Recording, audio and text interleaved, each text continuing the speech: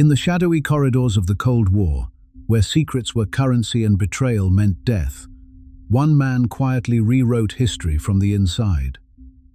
His name was Vladimir Vetrov, a loyal KGB officer turned one of the West's most valuable spies.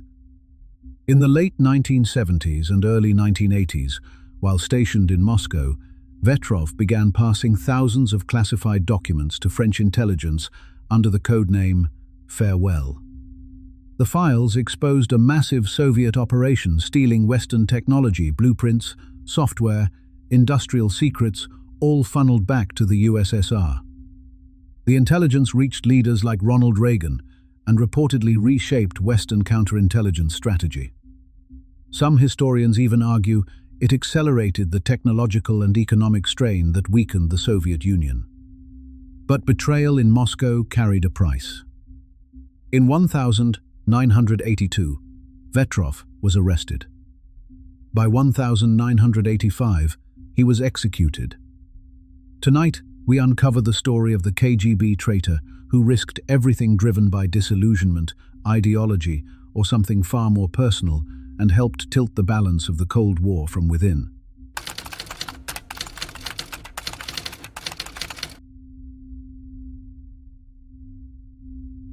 In the shadowed corridors of the KGB's Moscow headquarters at the Lubyanka, that infamous building on Dzerzhinsky Square that generations of Soviet citizens crossed the street to avoid among thousands of loyal officers who served the Soviet machine without question, there walked a man who would quietly set fire to the entire apparatus from within.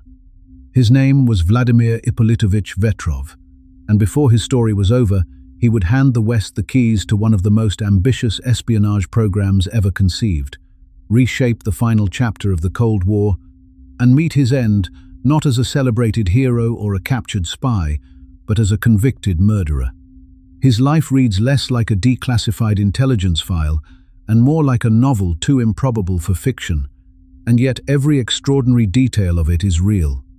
As the legendary CIA counterintelligence chief James Angleton once observed about the world of espionage, it is a wilderness of mirrors, and no life illustrates that disorienting truth better than Vetrov's. Vladimir Vetrov was born in 1932, deep inside a Soviet Union that was still being forged under the iron grip of Stalinist rule. That year, the USSR was in the throes of forced collectivization and the beginning of a famine that would kill millions in Ukraine and elsewhere, a country already drenched in paranoia and suffering. Vetrov grew up in a society defined by secrecy, suspicion, and an unshakable belief in the supremacy of the socialist project, where children were taught that the Soviet system would inevitably triumph over the decadent West. He was bright, technically minded, and driven. He pursued engineering at a time when the Soviet state poured enormous resources into technical education, desperate to build a generation capable of matching American industrial and military power. The Soviet educational system, for all its ideological rigidity, produced genuinely brilliant engineers and scientists, men like Sergei Korolev, who designed the rockets that launched Sputnik, and Andrei Tupolev, whose aircraft designs rivaled anything in the West. Vetrov proved himself capable enough within this system to attract the attention of the organs of state security. At some point during his early career, he was recruited into the KGB not as a field operative running agents through back alleys in Berlin or Vienna, but as an officer within one of the most strategically vital and least publicly known branches of Soviet intelligence, Directorate T. To understand why Vetrov matters, you first have to understand what Directorate T was and why it existed in the first place. While much of the world imagined the Cold War as a contest of nuclear missiles and political ideology played out in crises like the Berlin blockade, the Cuban Missile Crisis, and the Korean War, a parallel war was being fought in laboratories, factories, and research institutions across the Western world. Directorate T was the KGB's dedicated arm for scientific and technical intelligence, operating under the first Chief Directorate, which handled all foreign intelligence. Its mission was straightforward and ruthless: steal the West's most advanced technology and deliver it to Soviet industry and military programs. The directorate worked in close coordination with the VPK, the Vojenno-Promyshlenaya Komissia, or Military Industrial Commission, which functioned as the central clearinghouse for Soviet technological needs.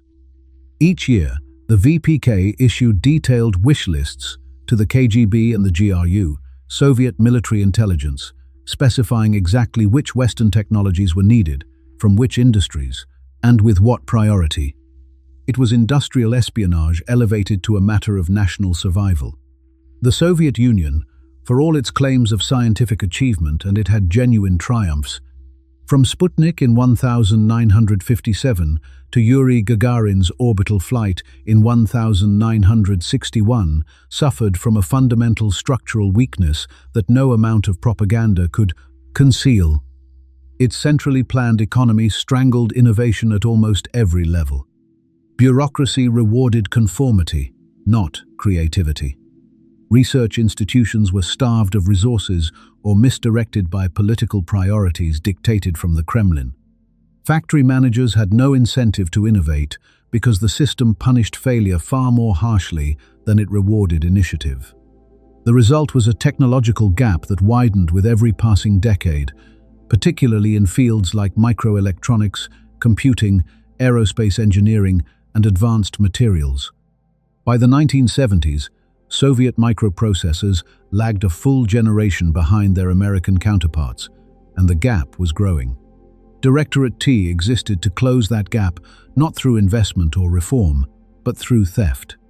And for decades, it worked remarkably well, so well that some Western analysts later estimated that Soviet technical espionage saved Moscow billions of rubles in research and development costs and shaved years off weapons development timelines.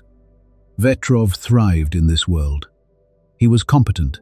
He understood the technical material he dealt with at a level most intelligence officers could not, and he was trusted enough to be posted abroad, a privilege reserved for only the most reliable cadres, since the KGB was perpetually terrified of defections.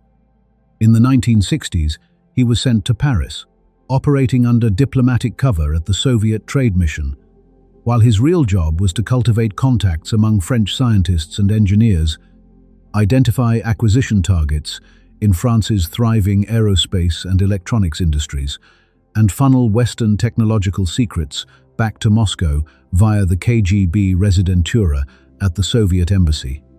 It was in Paris that Vetrov met a French businessman named Jacques Prévost, and the two developed a genuine friendship, a connection that would prove fateful years later. Paris, in the 1960s, was a world away from the grey austerity of Soviet life. This was the Paris of the Nouvelle Vague, of Sartre and de Beauvoir holding court in Saint-Germain-des-Prés, of students and intellectuals arguing openly about politics in crowded cafes.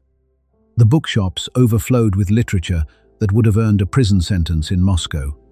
The press was free, raucous, and irreverent. The casual freedoms that Parisians took entirely for granted, the ability to travel, to speak, to criticize their own government, to simply choose among dozens of brands of cheese at a market stall, all of it left a deep impression on Vetrov. He was not immediately radicalized. He did not suddenly decide to betray his country over a bottle of Bordeaux in a left-bank bistro. But a seed was planted, quietly and irrevocably. He saw, with his own eyes, the gulf between the life the Soviet system promised its people and the life the West actually delivered to ordinary citizens. He returned to Moscow carrying something far more dangerous than any stolen blueprint: doubt. Back in the Soviet Union, Vetrov's career stalled in the way that careers often did for men who lacked the right connections within the nomenklatura, the Soviet ruling class that controlled all significant appointments.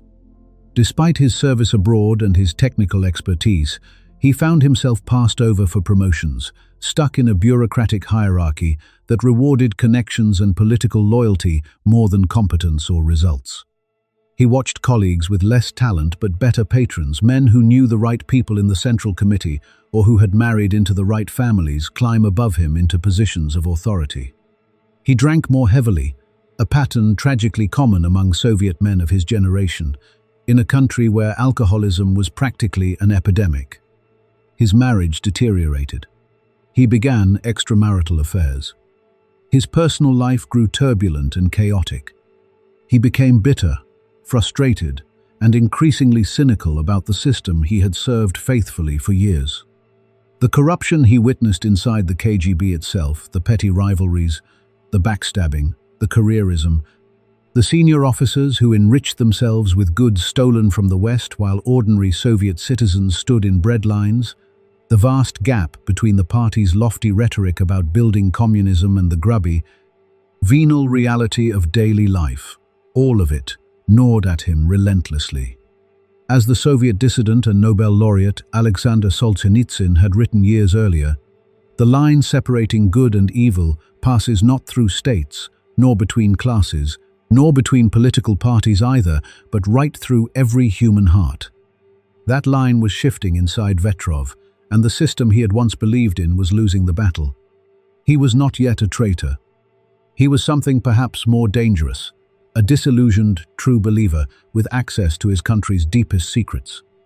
This is a critical distinction, one that intelligence professionals and historians have debated for decades. Vetrov was not a classic ideological defector of the kind the CIA and MI6 prized most highly. He had not read John Stuart Mill or Thomas Jefferson and converted to liberal democracy. He was not motivated, at least not primarily, by a grand vision of freedom or a philosophical commitment to Western values. He was not another Oleg Penkovsky, the GRU colonel who had spied for the West in the early 1960s out of a genuine fear of nuclear war and a desire to prevent Soviet aggression. Vetrov was something messier, more human, and in many ways more tragic. He was a man who had given his entire adult life to a system that failed to value him, surrounded by hypocrisy he could no longer ignore, haunted by memories of a freer world he had tasted in Paris and been forced to leave behind. His betrayal, when it came, was not a single dramatic moment of decision, but the slow collapse of loyalty under the accumulated weight of disappointment, alcohol, emotional instability, professional resentment, and a deep, corrosive sense that none of it, the secrecy, the sacrifice, the ideology, the decades of service, was worth what it had cost him. And so, around 1980, or early 1981, Vetrov made his move. He did not approach the CIA, despite the Americans being the obvious choice for any Soviet defector. He did not walk into the American embassy on Tchaikovsky Street in Moscow, where KGB surveillance was so intense that approaching the building was practically a death sentence for any Soviet citizen. Instead, he reached out to the French specifically, to the Direction de la Surveillance du Territoire, or DST, the French domestic intelligence service responsible for counter-espionage on French soil. His point of entry was his old Parisian acquaintance, Jacques Prévost, who had maintained contact with Vetrov over the years and who served as the initial intermediary. The reasons for choosing France likely traced back to his years in Paris, where he had formed personal contacts and perhaps felt a residual affinity and trust that he could not muster for the Americans, whose intelligence services he knew the KGB watched most obsessively. The DST, under the leadership of its director Marcel Chalet, recognized the extraordinary potential of what Vetrov was offering. Chalet understood immediately that this was not a routine walk-in or a fabricator peddling invented intelligence for money. This was a serving KGB officer with direct access to the crown jewels of Soviet technical espionage. They assigned him the codename Farewell, a word laden with unintentional irony given how his story would end. Operation Farewell was born, and it would become one of the most consequential intelligence operations of the 20th century.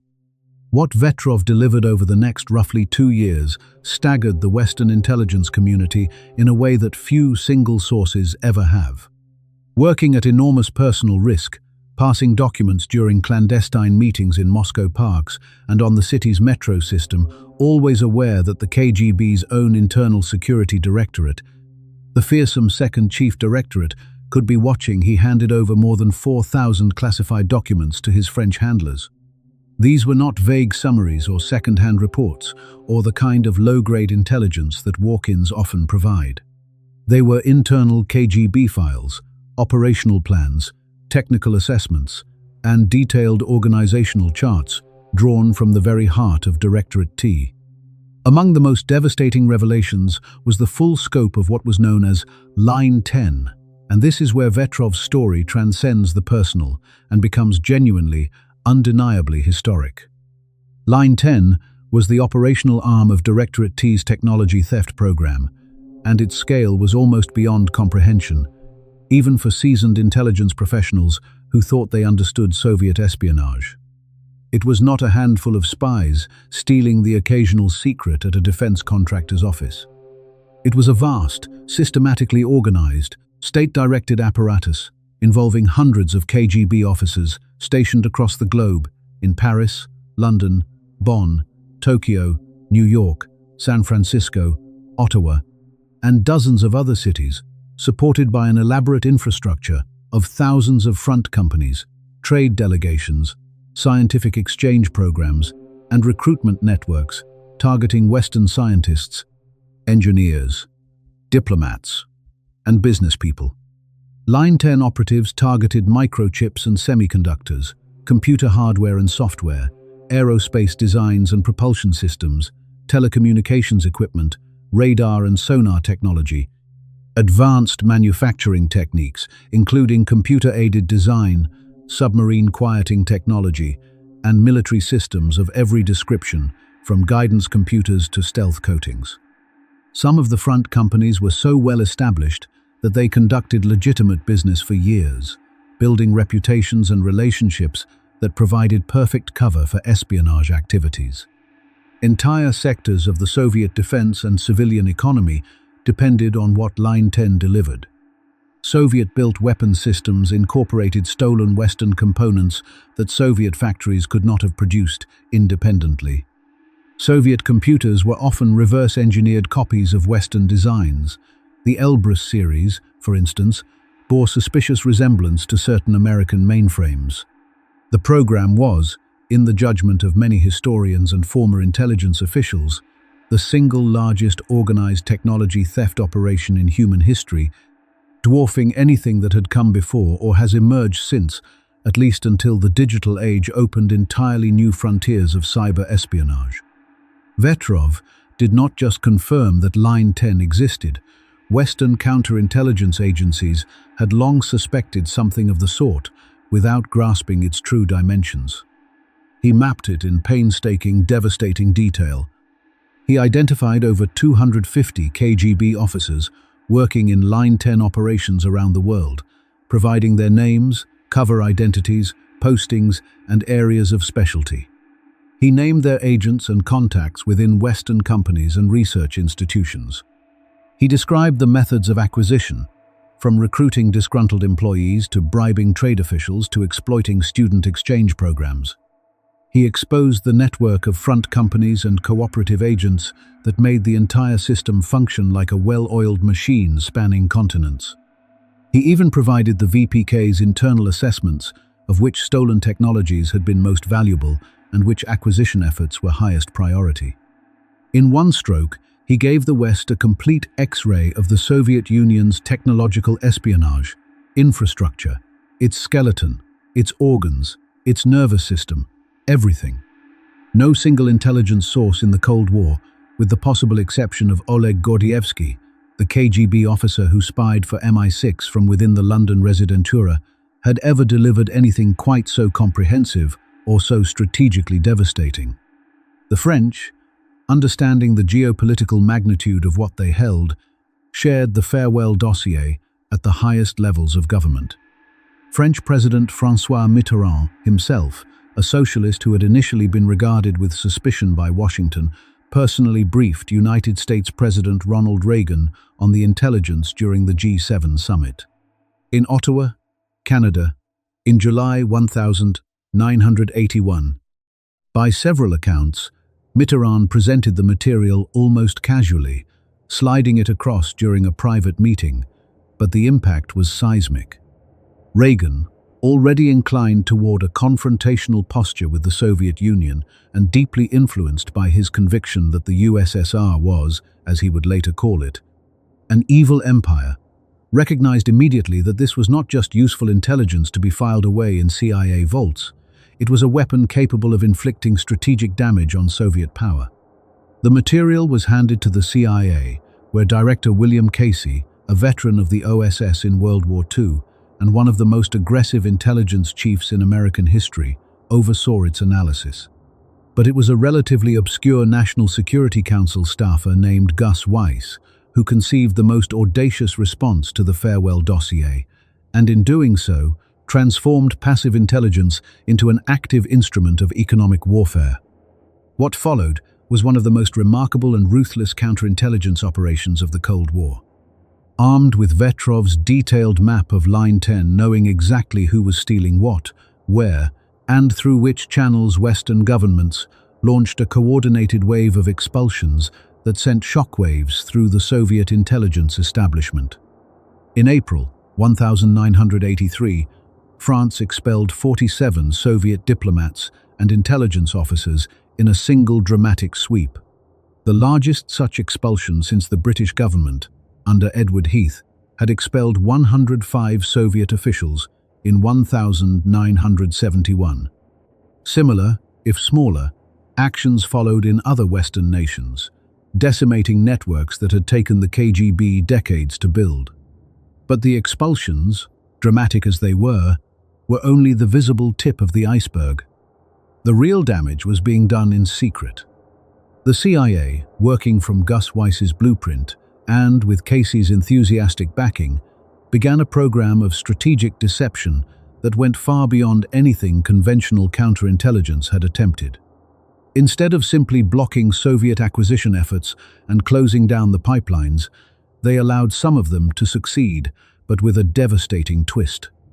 The technology that reached Soviet hands through these permitted channels was subtly sabotaged. Flawed designs that would work initially but fail under stress, corrupted software containing hidden logic bombs, and defective components, engineered to degrade over time, were fed into the pipeline with exquisite care. The Soviets, trusting in the reliability of their stolen goods, because the acquisition channels appeared to be functioning normally, integrated this poisoned technology into critical military and industrial systems without suspecting that it had been turned against them. The most dramatic and most fiercely debated consequence attributed to this program is the alleged Trans-Siberian gas pipeline explosion of 1982. According to accounts later published by Thomas Reed, a former United States Air Force Secretary and National Security Council member, in his 2004 book, At the Abyss, An Insider's History of the Cold War, the CIA learned through the farewell dossier that the Soviets intended to steal sophisticated software for managing the automated control systems of a new natural gas pipeline. Rather than blocking the theft, the agency allowed the Soviets to acquire the software, but only after it had been deliberately modified to cause catastrophic malfunctions in the pipeline's pumps, turbines, and valves. The resulting explosion, Reed claimed, was so massive that it produced a fireball visible from space, equivalent to a 3-kiloton nuclear detonation, making it one of the largest non-nuclear explosions in history.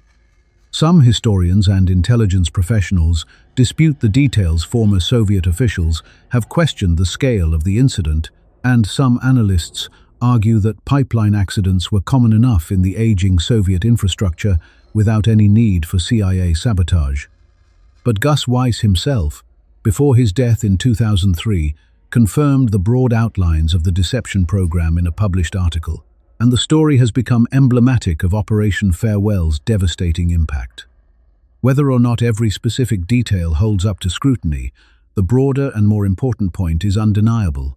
The intelligence Vetrov provided allowed the West to move from passive defense against Soviet espionage to active, aggressive, and systematic sabotage of the Soviet Union's technological lifeline.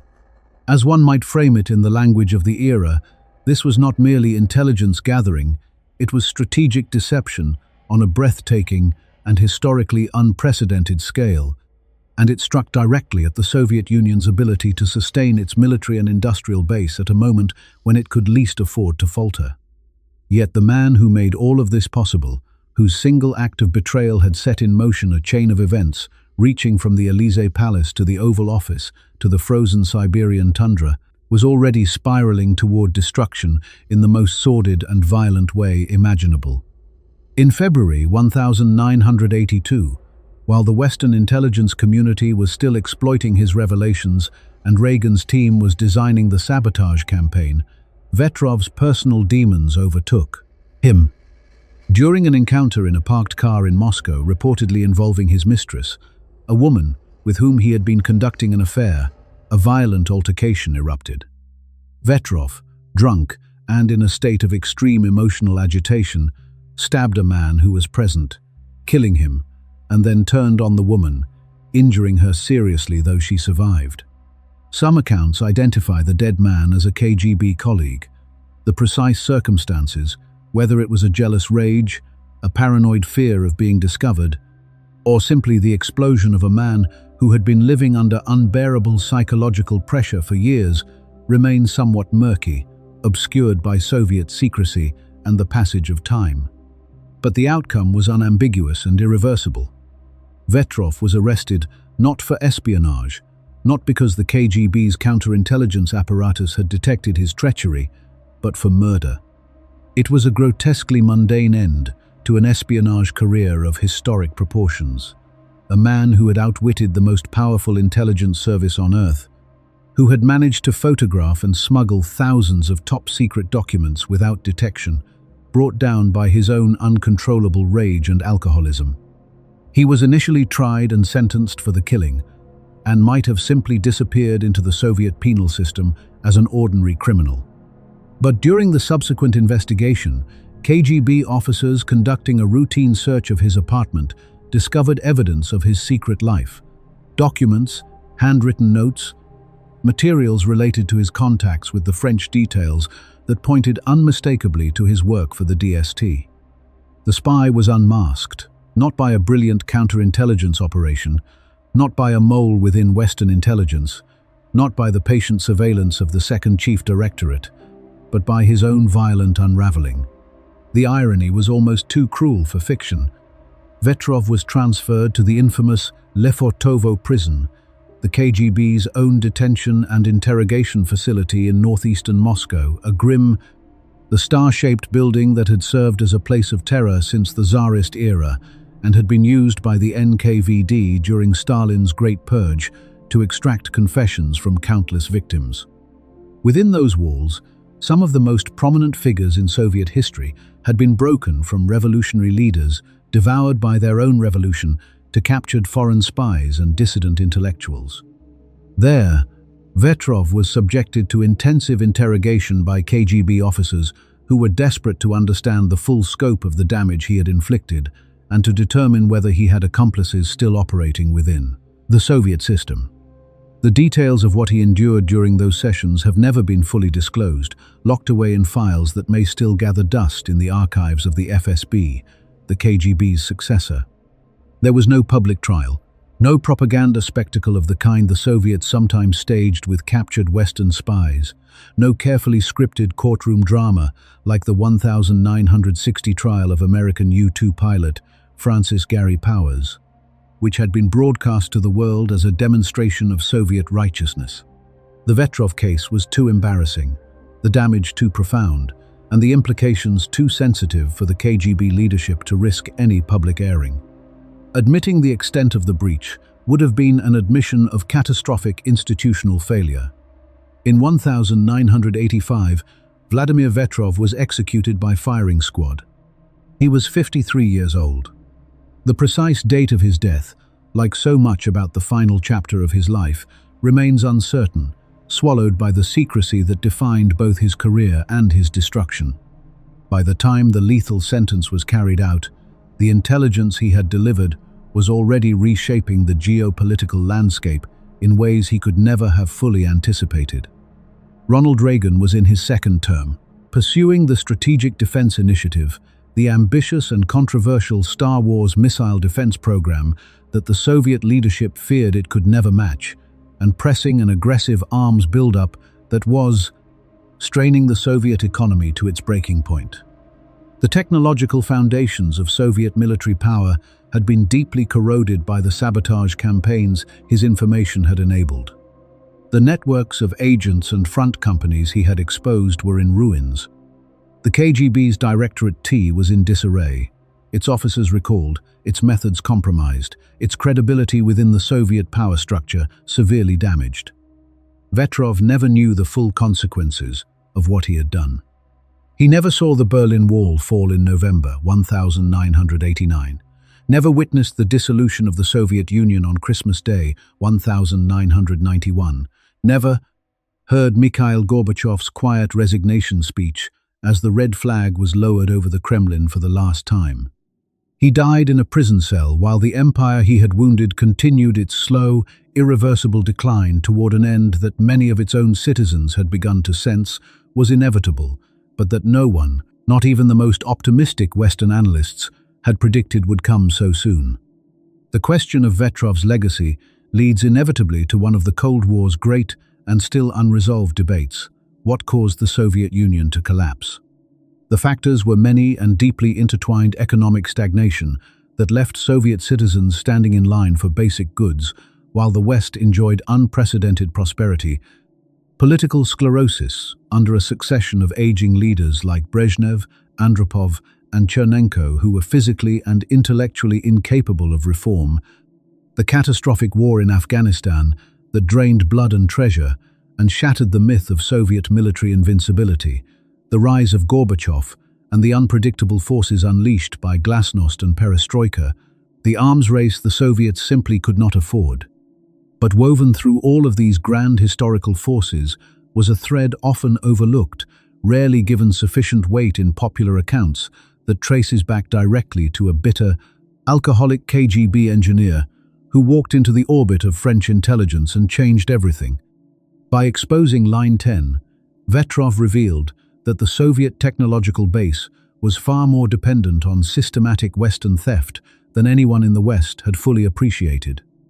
By enabling the CIA and its allies to cut off that supply, expel the officers who managed it, and poison what remained with deliberately sabotaged technology, he helped accelerate a technological decline that the sclerotic Soviet system had no internal capacity to reverse.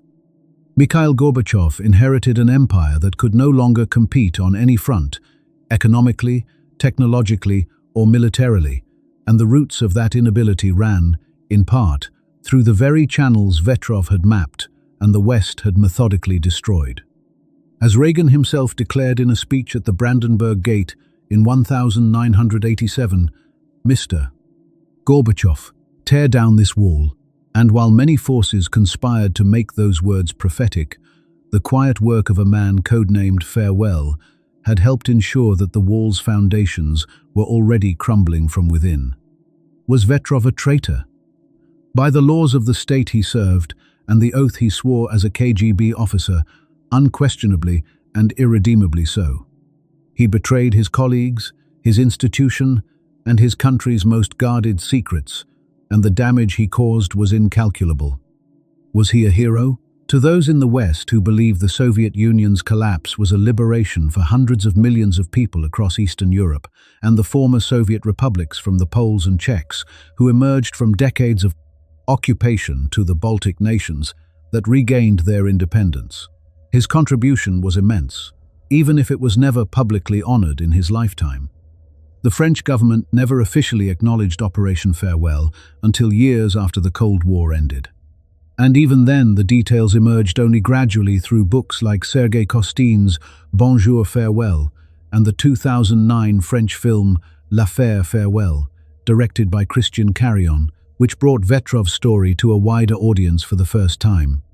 Was he simply a broken man, ground down by a system that promised everything and delivered only disappointment, lashing out in the only way available to him, not with a gun or a manifesto, but with a photocopier and a dead drop? Perhaps that is the most honest reading, and the most human one. Vladimir Vetrov was not a saint and not a monster. He was a deeply flawed, conflicted, ultimately tragic figure who stood at the intersection of personal failure and historic opportunity. And, in the volatile space between those two forces, He changed the world in ways that are still being understood. The Cold War produced many spies, but few whose stories so perfectly encapsulate the era's strange alchemy of ideology, desperation, courage, and self-destruction. Farewell, indeed. In 1985, a quiet execution in the Soviet Union closed the file on Vladimir Vetrov, but not on his impact. The documents he passed to French intelligence under the codename Farewell exposed vast Soviet technology theft and reached the desk of Ronald Reagan, reshaping the hidden battlefield of the Cold War. Was he a traitor, a patriot of a different cause, or a disillusioned insider who chose conscience over loyalty? In the world of espionage, truth is rarely simple. As novelist Jean le Carré once wrote, "A desk is a dangerous place from which to watch the world." Vetrov watched from behind one of the most powerful desks in Soviet intelligence and decided to act. Thank you for watching. Until next time, remember, sometimes the most decisive battles are fought in silence, with paper and secrets instead of guns.